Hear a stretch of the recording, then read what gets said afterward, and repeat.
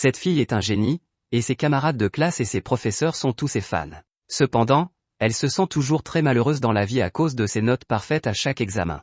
Contre toute attente, elle est tuée dans un accident et a la chance de renaître dans un autre monde. Ne voulant plus être un génie, elle demande à Dieu de lui donner des capacités moyennes. Mais ce qu'elle ne sait pas, c'est que Dieu a choisi la moyenne des anciens dragons les plus forts et des humains les plus faibles d'un autre monde, ce qui est encore 6800 fois plus élevé que les gens ordinaires. La jeune fille acceptera-t-elle calmement son invincibilité innée ou essaiera-t-elle d'y échapper et de trouver sa propre voie? Aimez cette vidéo et commençons le récapitulatif d'aujourd'hui. L'histoire commence lorsque l'héroïne Maïl arrive dans un étrange royaume. Espérant vivre une vie paisible et joyeuse comme une personne ordinaire, elle a l'intention d'entrer à l'école préparatoire des chasseurs et d'apprendre le métier de chasseur. Avant la rentrée scolaire, elle se prépare à visiter la capitale du royaume. Au cours de sa visite, elle rencontre un grand chevalier. Étonnamment, le chevalier s'avère être une fille, ce qui est très inhabituel. Ensuite, Maïl entre accidentellement dans un bidonville. Un beau mage l'avertit de ne pas s'approcher du bidonville, car des filles ont souvent disparu ces derniers temps. Maïl suit son conseil et décide de partir. Contre toute attente, le mage entre dans le bidonville après avoir parlé à Maïl. Plus tard, Maïl se rend au marché voisin où elle tombe sur une fille sexy. Maïl est très envieuse car la fille a à peu près le même âge qu'elle, mais elle est bien en chair. Maïl achète ensuite une cuisse de porc pour un barbecue. Il s'avère que Maïl peut lancer un sort spatial très puissant, ce qui lui permet de transporter une énorme cuisse de porc dans sa poche. Le soir, la fille de l'aubergiste, Lenny, parle à Maïl des disparitions récentes et lui rappelle de ne pas sortir. De retour dans sa chambre, Maïl invoque un chat pour discuter, qui est fait de mana et ne peut être vu que par elle. Il s'avère que Maïl vient de la Terre. Elle a été tuée dans un accident de voiture en sauvant une petite fille. Heureusement, elle a eu la chance de renaître dans un autre monde, et Dieu lui a promis de la doter de talents uniques. Cependant, Maïl ne veut plus être un génie qui n'a pas d'amis comme dans sa vie précédente, alors elle demande à Dieu de lui donner des capacités moyennes, et Dieu accepte. C'est alors que Maïl apprend la nouvelle choquante de la disparition de Lenny. Inquiète pour Lenny, Maïl part à sa recherche. Elle rencontre bientôt 2 kidnappeurs. Heureusement, le chevalier que Maïl a rencontré plus tôt apparaît et arrête les kidnappeurs. Cependant, les kidnappeurs sont en surnombre et le chevalier tombe au combat. Voyant cela, Maïl se dépêche de lancer un sort d'hypnose et force les ravisseurs à s'endormir. Le chevalier dit à Maïl qu'elle s'appelle Mavi et qu'elle enquête également sur les cas de disparition. Les 2 filles se réunissent donc pour enquêter. Bientôt, elles découvrent les autres kidnappeurs. Dans l'instant qui suit, la belle mage que Maïl a rencontrée plus tôt dans les bidonvilles vint les kidnappeurs. Elle s'appelle Rena, et elle est également à la recherche de filles disparues. Les 3 filles commencent donc leur recherche ensemble. Peu après, elles retrouvent les filles disparues dans le camp des ravisseurs. Par coïncidence, la belle fille que Maïl a rencontrée au marché s'y trouve également. Elle s'appelle Pauline. Elle a été capturée après avoir été témoin de l'enlèvement. Elle est également mage et très douée pour la magie curative. Juste à ce moment-là, le chef des kidnappeurs apparaît avec plusieurs mercenaires. C'est une femme sexy et perverse. Elle aime tellement les filles qu'elle engage de nombreux kidnappeurs pour capturer des filles. Les mercenaires sont beaucoup plus forts que les kidnappeurs, et les 3 autres filles sont vaincues, à l'exception de Maïl. Par conséquent, Maïl doit se battre seule contre les mercenaires. Bien que Maïl ait demandé des capacités moyennes, elle est en fait 6800 fois plus puissante que les gens ordinaires. Il y a plus de créatures intelligentes que d'humains dans ce monde. La capacité moyenne que Dieu a donnée à Maïl correspond à la moitié des capacités combinées de la créature la plus puissante du monde, le dragon ancien, et de l'humain le plus faible. Par conséquent, Maïl possède des capacités super puissantes qui lui permettent de vaincre tous les ennemis en un instant. Mais Maïl le regrette vite, car elle veut juste être une personne ordinaire et ne veut pas montrer sa vraie force. Elle finit par s'enfuir, honteuse. Quelques jours plus tard, elle entre à l'école préparatoire Hunter et est surprise de constater que ses 3 colocataires sont Rena, Mavi et Pauline. Maïl veut toujours se déguiser en personne ordinaire, mais après avoir vu sa véritable force, ses camarades de chambre se méfient toujours d'elle. Chaque élève doit passer un test d'entrée à l'école Hunter S-Prep. Maïl tente de dissimuler ses capacités pour paraître moyenne, mais l'examinateur chargé de la tester la méprise et se moque même de sa silhouette. Furieuse, elle oublie de cacher sa force et bat directement l'examinateur. Désormais, tout le monde sait que Maïl est forte. Le test d'entrée comporte une épreuve de magie. Rena prend l'initiative de terminer le test. Pensant qu'elle devrait montrer une force similaire à celle de Rena pour ne pas surprendre les autres, Maïl lance le même sort que Rena. Contre toute attente, après le test, Rena lui dit qu'il s'agit d'un sort original qui n'a jamais été divulgué, mais que Maïl peut l'apprendre du premier coup, ce qui prouve que Maïl est un génie de la magie. En entendant cela, Maïl est embarrassée. Par la suite, même si Maïl insiste sur le fait qu'elle est une personne normale, ses colocataires ne la croient plus. Maïl doit expliquer que toutes ses capacités sont un secret de famille. Voyant que Maïl est réticente à en donner la raison, ses colocataires ne la forcent plus à s'expliquer. Peu de temps après, l'école publie des tâches simples que les élèves doivent accomplir en équipe. Mile et ses colocataires partent donc en mission. La mission consiste à chasser 10 lapins à cornes. Bien que les lapins soient faibles, ils se déplacent très rapidement. Par conséquent, ils ne parviennent à chasser aucun lapin cornu. En fait, Mile peut facilement accomplir la tâche, mais ses colocataires se sentiront perdus. Elle décide donc d'entraîner ses colocataires à devenir plus forts dans l'espoir de se faire moins remarquer. Elle aide donc Rena et Pauline à améliorer leur magie et Mavi à améliorer sa maîtrise de l'épée. Grâce à l'aide de Mile, ses colocataires sont devenus beaucoup plus fortes. Le lendemain, elle termine la mission. Contre toute attente, un puissant golem de pierre apparaît, un monstre très puissant qui ne peut être vaincu que par une équipe de chasseurs de rang C. Malheureusement, les colocataires de Mile ne sont pas en mesure de le vaincre. Malheureusement, les colocataires de Mile sont des chasseurs de rang E, tandis que Mile est un chasseur de rang F. Pensant qu'ils ne peuvent pas vaincre le monstre, les colocataires de Mile tentent de s'enfuir, mais ils trouvent les 2 autres golems de pierre de l'autre côté. Ils doivent donc faire de leur mieux pour combattre les monstres. Après une bataille difficile, les colocataires de Mile parviennent enfin à vaincre un golem de pierre. Ce n'est qu'à ce moment-là qu'ils découvrent que Mile a vaincu 2 autres golems de pierre à lui tout seul. Le professeur fait alors l'éloge de l'équipe de Mile et tous les membres de l'équipe sont ravis. Il ne faut qu'un semestre aux élèves pour terminer tous les cours de l'école. 6 mois plus tard, Mile est sur le point d'obtenir son diplôme. Elle et ses colocataires sont devenus des amis très proches au cours du semestre écoulé, et ils ont décidé de faire équipe pour vivre des aventures après la remise des diplômes. Mile est heureuse car elle craignait que ses colocataires soient jaloux de son excellence. Heureusement, non seulement ses colocataires ne l'envient pas, mais ils sont prêts à devenir ses partenaires pour toujours. Elle forme une équipe appelée The Crimson Vow et se prépare à partir à l'aventure. Cependant, avant de se lancer dans l'aventure, elles doivent participer à la simulation de combat pour l'obtention du diplôme, et des chasseurs de rang B serviront d'examinateurs. À la surprise de Mile, son examinateur est le chef des kidnappeurs qu'elle a vaincu plus tôt. Il s'avère que cette femme perverse est une noble, et qu'elle n'a donc pas été arrêtée après avoir été vaincue par Mile. Cette fois-ci, elle vient pour vaincre l'équipe de Mile et se venger de la défaite précédente. Les membres de l'équipe de la femme sont toujours des mercenaires, et ce sont tous des chasseurs de rang B. Bien qu'ils aient déjà été battus par Mile, ils pensent que ce n'était qu'un accident.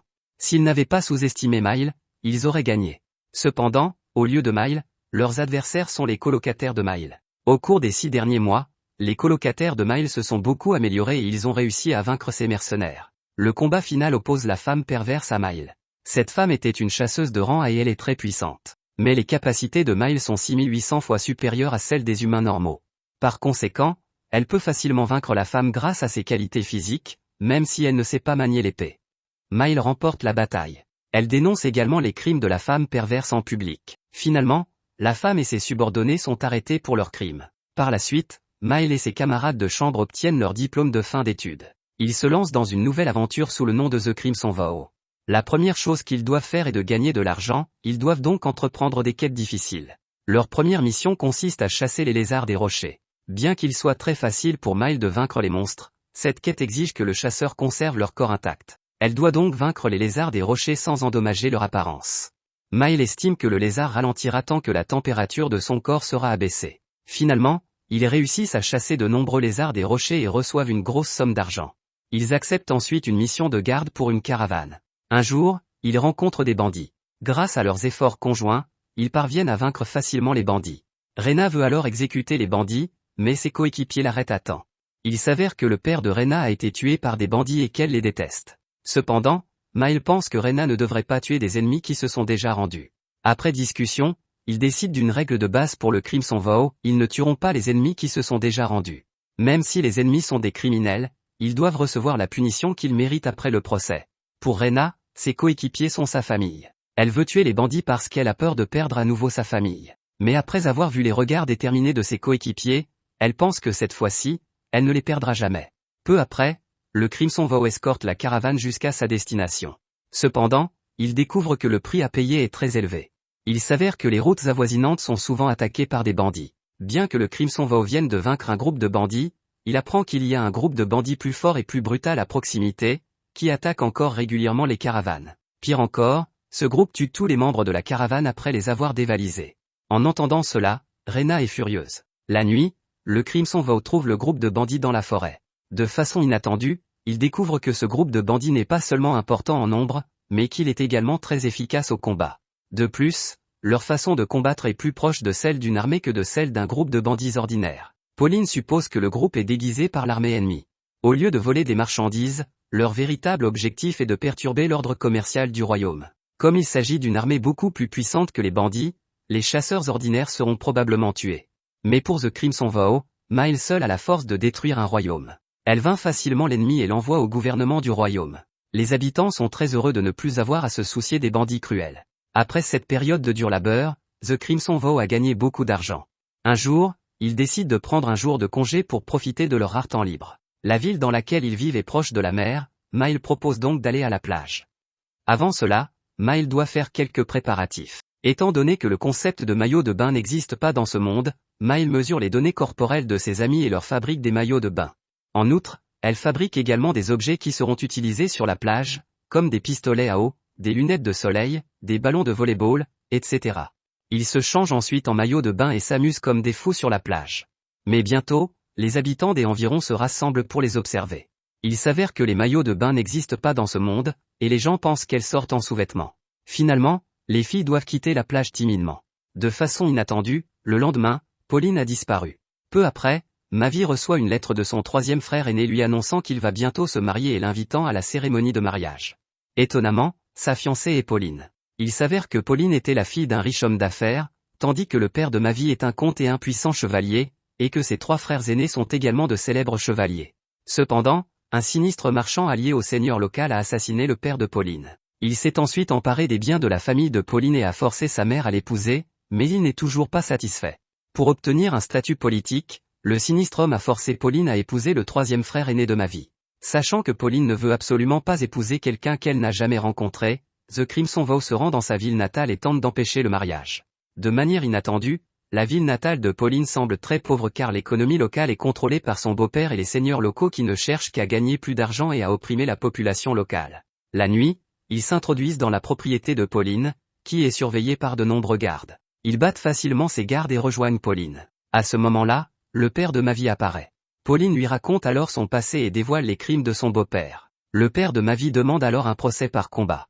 Après cette période d'exercice, Pauline est devenue une chasseuse redoutable. Elle réussit à vaincre son beau-père et le seigneur local pour venger son père. En fait, le père de Mavi savait que le beau-père de Pauline et le seigneur local étaient des criminels. C'est pourquoi il a délibérément proposé une épreuve de combat pour donner à Pauline une chance de se venger.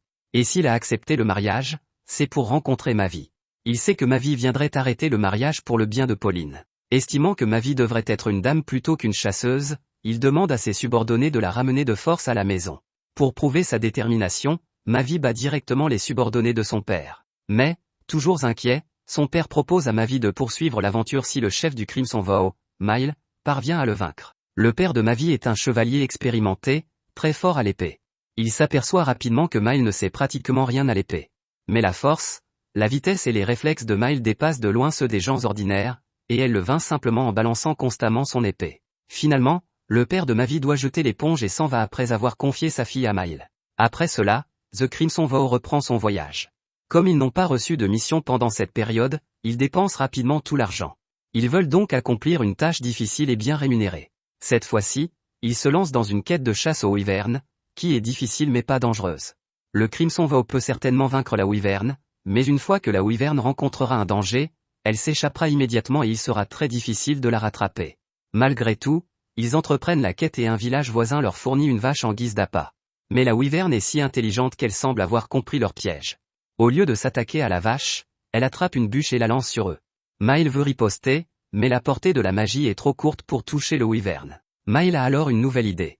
Elle lance Rena directement sur la wyvern et la laisse utiliser la magie dans les airs. Mais Rena est trop effrayée pour toucher la wyvern. Miles lance à nouveau Mavi, mais elle échoue elle aussi. Finalement, Miles élimine Pauline. Contre toute attente, Pauline s'évanouit à mi-parcours et Miles doit la protéger avec un bouclier pour éviter qu'elle ne soit blessée. Par coïncidence, Pauline heurte le wyvern. Après avoir perdu connaissance, le wyvern tombe au sol. Miles s'empresse d'attacher la wyvern avec un filet. Alors qu'il s'apprête à tuer la wyvern, un vieux magicien les arrête et leur dit qu'il était le propriétaire de la wyvern. Il s'avère que lorsque le vieux magicien était jeune, il a recueilli le jeune wyvern blessé. Il l'a élevé, en le cachant à ses parents, et est devenu un ami proche de l'animal. Mais plus tard, les parents du wyvern l'ont découvert et l'ont forcé à relâcher leur enfant. Plus tard, le vieux magicien réussit enfin à domestiquer le wyvern. Il n'a jamais cessé de le chercher, mais il ne l'a pas retrouvé jusqu'à aujourd'hui. En entendant cette histoire touchante, le Crimson Vow libère la Wyvern. Mais la Wyvern s'est attaquée à de nombreux animaux domestiques et a causé des pertes économiques considérables aux villages voisins. Le vieux magicien sort alors une grosse somme d'argent pour dédommager les villageois des environs, et il donne également de l'argent aux vœux cramoisis en guise de remerciement. Après avoir reçu l'argent, le Crimson Vow construit un bain de source chaude privée dans l'auberge de Lenny. En fait, il n'y a pas de source d'eau chaude dans la région. C'est Mile qui utilise la magie pour chauffer l'eau du bain et créer une source d'eau chaude artificielle. Elle rénove les bains dans un style japonais, ce qui est bien accueilli par tout le monde. Quelques jours plus tard, c'est l'anniversaire de Lenny, et The Crimson Vow le fête avec les habitués de l'auberge. Mile fait une statue de Lenny comme cadeau d'anniversaire, et Lenny l'accepte avec joie. Rena propose ensuite d'organiser une fête pour le premier anniversaire de la rencontre avec Mile. Il décide de le cacher à Mile et de lui faire une surprise jusqu'à l'anniversaire. En observant Mile, elles s'aperçoivent qu'elle semble aimer les colliers coûteux. Ils décident donc de gagner de l'argent en secret et d'acheter le collier. En conséquence, ils n'entreprennent aucune quête avec Mile au cours de la période suivante. Mile pense à tort qu'il commence à la détester, mais elle n'a aucune idée de ce qu'elle a fait de mal. Après quelques moments de lutte intérieure, Mile décide de demander directement à ses coéquipiers, mais elle se rend compte qu'ils acceptent secrètement des quêtes. Bouleversée, Mile se met à pleurer. Mais après avoir appris la vérité, elle sourit joyeusement. Elle dit à ses amis que ce qu'elle aime, ce n'est pas le collier coûteux, mais la série de pendentifs qui se trouve à côté. Le nombre de pendentifs est exactement de 4, et il n'est pas cher. Par conséquent, Mile pense qu'il conviendra parfaitement à The Crimson Vow. Les filles utilisent donc l'argent qu'elles ont secrètement gagné pour acheter le pendentif. Le soir, elles organisent une petite fête pour célébrer l'anniversaire de leur rencontre. Tous les membres sont très touchés par le fait qu'ils aient pu rencontrer de si bons amis. Le Crimson Vow a accompli de nombreuses tâches difficiles, ce qui a fait de lui un chasseur réputé. Par coïncidence, la guilde des chasseurs a une quête très difficile, et personne n'a été capable de l'accomplir. Le Crimson Vow se charge donc de la quête. Cependant, Mile annonce à ses coéquipiers qu'elle essaiera de les aider le moins possible cette fois-ci, car ils sont trop dépendants d'elle, ce qui n'est pas bon pour le développement de l'équipe, et tout le monde est d'accord avec elle. La quête consiste cette fois à rechercher plusieurs chasseurs qui ont disparu dans la forêt. Comme il l'avait décidé auparavant, les coéquipiers de Mile constituent la force principale, et Mile s'occupe de la logistique. Peu après, il trouve une ancienne relique dans la forêt. De nombreux hommes bêtes sont en train de creuser pour trouver un trésor. Il suppose que les chasseurs disparus ont peut-être été kidnappés par ces hommes bêtes. La nuit, il se faufile dans la relique. Comme prévu, il trouve les chasseurs disparus et les libère. Cependant, l'un des chasseurs leur dit qu'un érudit a été emprisonné dans la relique par les hommes bêtes. Il demande donc aux autres chasseurs de partir en premier pendant qu'ils partent à la rescousse de l'érudit. Dans la relique, il rencontre de nombreux gardes hommes bêtes et se livre à un combat acharné contre eux. Bientôt, il remporte la victoire. Mais les hommes bêtes ne semblent pas s'inquiéter de les voir pénétrer dans la relique. Le Crimson Vow voit alors de nombreuses peintures murales anciennes dans la relique et rencontre l'érudit qui y est emprisonné. L'érudit les avertit que le véritable ennemi n'est pas les hommes bêtes, mais les anciens dragons. C'est alors qu'un dragon apparaît. Le dragon ancien est la créature la plus puissante de ce monde. Bien qu'ils attaquent le dragon, celui-ci reste indemne. En revanche, la contre-attaque du dragon blesse directement Mile, le plus fort de l'équipe. Sachant que ses capacités sont la moyenne de celles des dragons anciens et des humains, Mile a très peur, car elle n'a peut-être que la moitié de la force des dragons anciens.